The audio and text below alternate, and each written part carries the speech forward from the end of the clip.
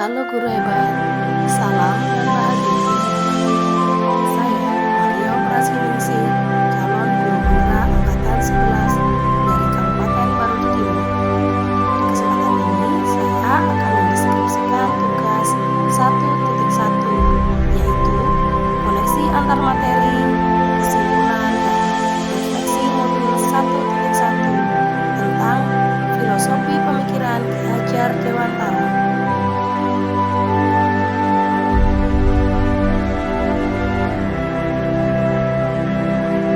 Konsep pemikiran Ki Hajar Dewantara. Tujuan pendidikan menurut Ki Hajar Dewantara memerdekakan manusia secara utuh dan penuh. Hal tersebut bisa diartikan bahwa pendidikan bukan hanya memerdekakan pada tujuannya, tapi juga pada prosesnya. Pendidikan dan pengajaran tidak sama. Pengajaran adalah bagian pelajaran adalah proses pendidikan untuk percakapan hidup anak baik secara langsung pendidikan pada akhirnya adalah mengukur atau memberi tuntunan terhadap segala kekuatan kodrat yang dimiliki anak agar dia mencapai keselamatan dan dirinya sebagai manusia maupun sebagai anggota masyarakat. Menciptakan ruang bagi murid untuk bertumbuh secara utuh agar mampu memuliakan dirinya dan orang lain serta menjadi manusia. Atau hanya percaya tentang kuliah dan pembelajaran di kelas sebelum mempelajari modul 1.1. Sebelum mempelajari modul 1.1, pembelajaran yang saya lakukan: 1. Hanya transfer materi pembelajaran. 2. Hanya sebagai objek pembelajaran. 3. Ketuntasan dalam penyampaian materi lebih penting daripada memenuhi struktur. 4. Pembelajaran berpusat pada guru atau teacher center. 5. Hanya menilai diri dari aspek kognitif saja. 6. Hanya meminta murid menghafal materi. 7. Jika nilai murid sudah mencapai KKM, dianggap pembelajaran sudah berhasil. 8. Tidak begitu mempedulikan murid apakah sudah benar-benar paham atau tidak.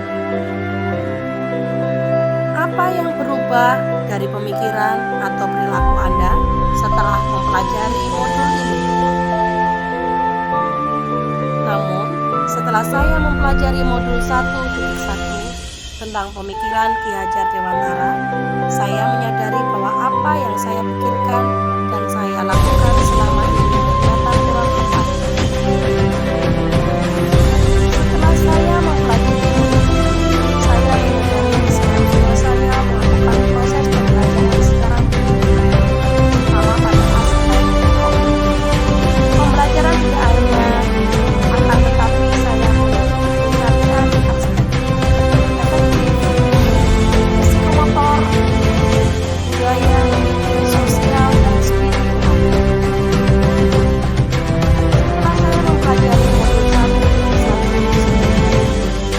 bahwa murid bukan sebagai objek pembelajaran, akan tetapi sebagai subjek pembelajaran, yang artinya siswa diberi kebebasan berekspresi, mengemukakan pendapat dan berkreasi.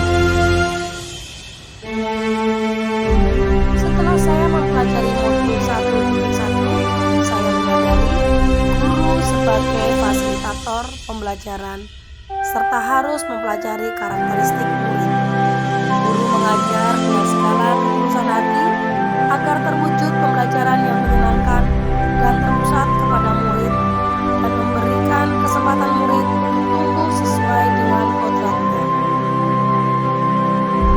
Yang dapat segera saya terapkan dalam pembelajaran di kelas antara lain: merancang pembelajaran yang interaktif dan menyenangkan dengan melibatkan murid sesuai dengan metode student center, menerapkan pembelajaran APA 21 yang berpikir, kritis,